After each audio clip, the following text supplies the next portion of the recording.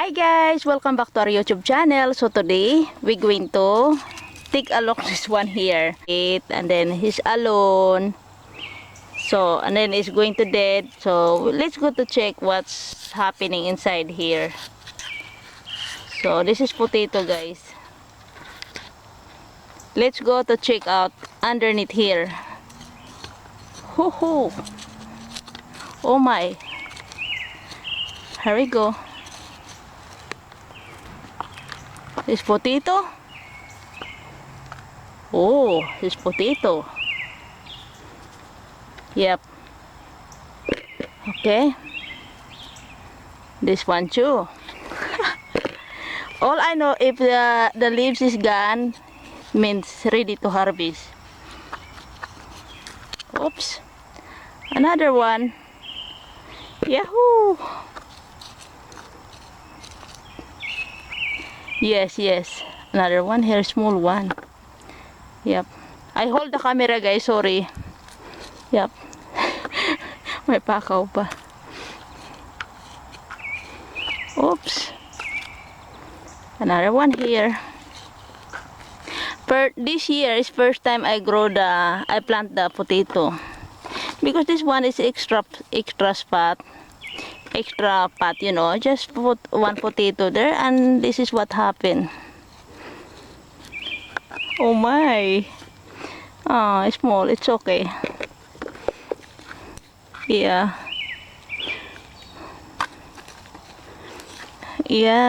we see. Yep. Look, this is gone now. It's a little bit here. Oh, this is small one here is coming. See it? But it's not survive. Oh, look at that guys. A lot of small. We leave that like that. Oh, really? Yep. We see what else. Oh.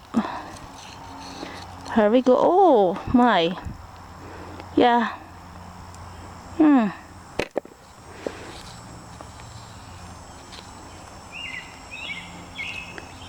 Oh, that's it, I guess. Oh, here we go. One more. Yeah, yep. How many pounds that? A small one. No, leave that alone. I'm excited the other side because that's growing good.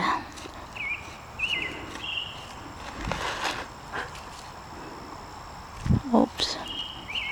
I think that's it. Oh, it's here. Why is underneath here? There's one more. Okay, here we go.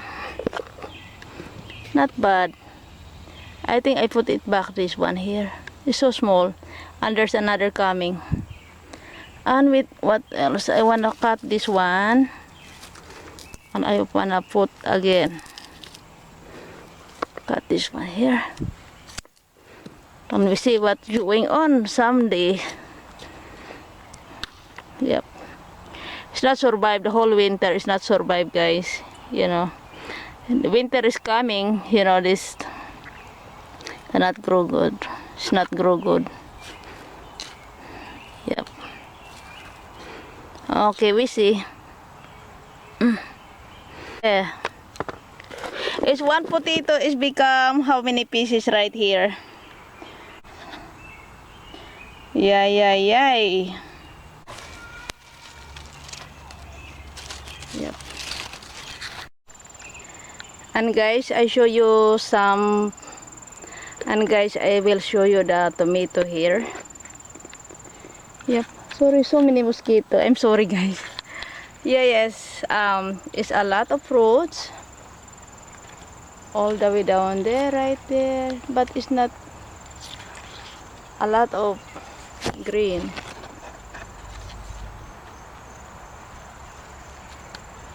See that one, guys? It's so green right there. It's not completely. But underneath right there, if you know, see there, right there, paragus. Yep. It's rumble here. Just tomato, bell pepper too. So this is a grapes tomato. Yes. I can't wait. I can't wait to harvest. Yes.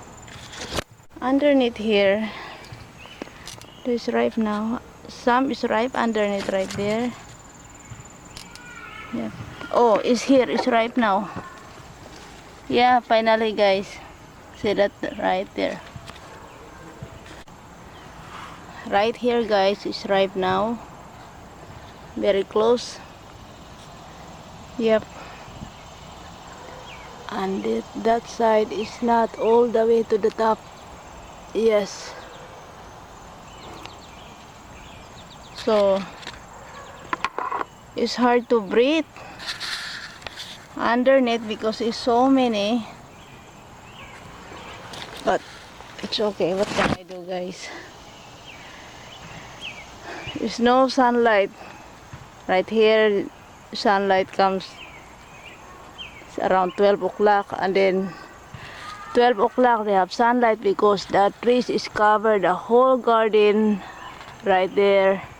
That tree, so all the way down here, so the tomato is not getting sunlight the whole morning, and then in the afternoon just a little bit, and then when the sun is go down, the sunlight is hit the trees, is cover the trees right there, so it's no sunlight here in tomato side. So what can I do? I love this area, so maybe next year I just move here in the corn side. It's growing, and I believe this is not make any fruit soon because this is this month is August, and then September is getting cold. I don't think so it's make the fruits. Yes, we have flowers now. See the flowers. It take time. It take time really. This is the same time I just seeding the tomato. It's the same time. When I seeding the tomato, I seeding the bell pepper too. But it's so take time, guys. Because again, it's no sunlight. But here, that side, if you notice before, you have a trees like that side, guys. So the corn, they have a breeze and direct to the sunlight. So which is good. And look at my corn. Look, this is our corn, guys. Oh, can you imagine that? Yes. I'm so happy. Yep. So the tomato, I just put the tomato right there in the pot. So I just move here so you get the sunlight. Because it's easy to move because it's in the pot. So just put right here and you have fruits now. And then the eggplant too is growing right there. Yep. So that's the news, guys. That's the news. So the corn is growing like it's growing good really. So thank you so much for watching. Please like and subscribe. Stay safe, everybody. God bless you all. Bye bye. Hi, palangga. Yep. Okay. Here we go. Yes, nak. So I show you how I go out. How we can go out here. Let's go. Because I really don't have room. Can you imagine that? I don't have room here, but it's okay. Yep.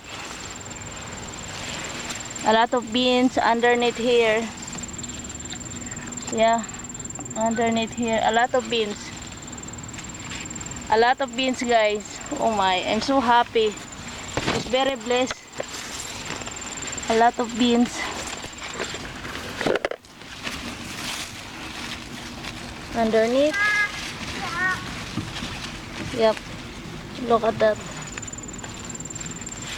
Yes. So, okay, let's go. Keep moving. Keep moving, Gelli. Is a small corn here. Yep. Right there. A lot of beans is in the corn. Look at the corn, guys. Yep. Oh yeah, a lot of hummingbird here because it's eating the like this the flowers, corn flowers like this, guys. They eat like that, I guess. Yeah, it's coming. Got these long beans here. Yep, have long beans. Some I just leave alone, guys, because I want to have ripe, because I don't like buy again the seeds, you know. So I want to save some seeds for next year, you know. So if I'm not get some, it's fine. Oh, look at that. Yes, this is Malabar spinach all the way here. See that, guys?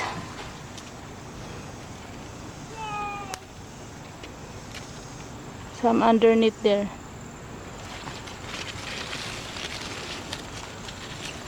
Oh,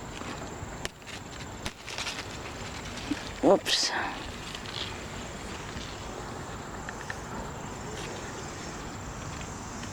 Some underneath there. I just leave it alone for next year. They're ready to remove that.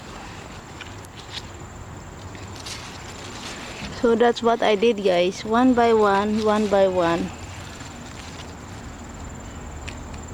Yeah. It's very expensive, the seeds, and I can't afford all the time. So much better I save the.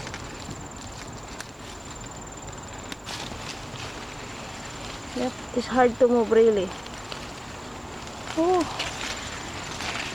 That's big one right here. It's not ready yet. And also I wanna save like this for plant next year. Oh my god. It's expensive for me. It's so expensive, the corn seeds here. Because one sachet, one is very, how many pieces? Like 30 pieces when you bought in Lowe's or Home Depot. I think less than 30 pieces corn in one sachet, one pack. So I try once, leave it alone, one or two, whatever, and then I can plant that again. Yes. Okay, here we go. Yep, the other one right there, I just leave that alone underneath. See that one, guys? In the corn right there, underneath, all the way down there, because I wanna leave that for seeds. Yep. Oh yeah. Yep.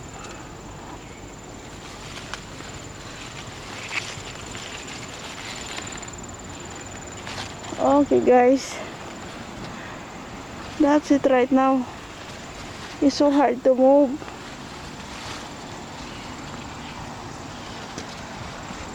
There's Malabar spinach here. Look at that, how big. Look at that, how big, guys. Look at this one house, so big. Very big leaves. So and then remove this. It's going to cook. Yep.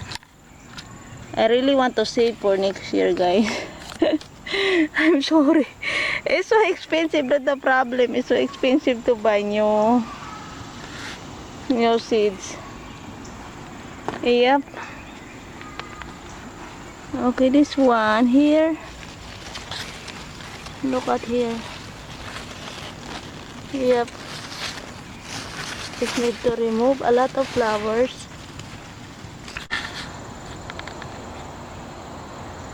So that's it right now, guys. Thank you so much for watching. Thank you so much. Since the beginning, I share with you this area here. So I will give you update what happening. So this is what happening now is rumble. The whole area right there, guys. Yep. Look at that corn right there.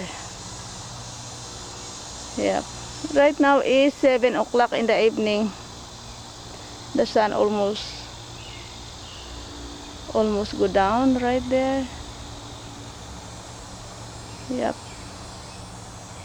So that's it, guys. Thank you so much. Wow, I'm so happy the result, really.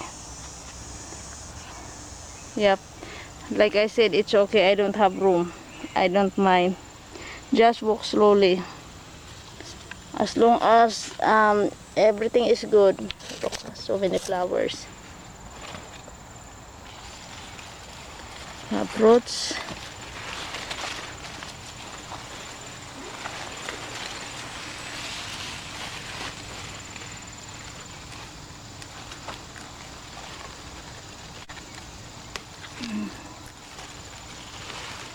Just careful because the flowers, so many flowers. And so many mosquito. Oh. Mosquito, mosquito. Yep. My mother-in-law, she love looking the garden, guys. She love to take a look. What happening? Wow. Wow, wow, wow.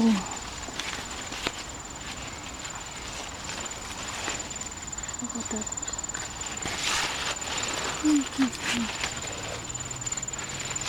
Look at that, guys. Yes. A lot of beans.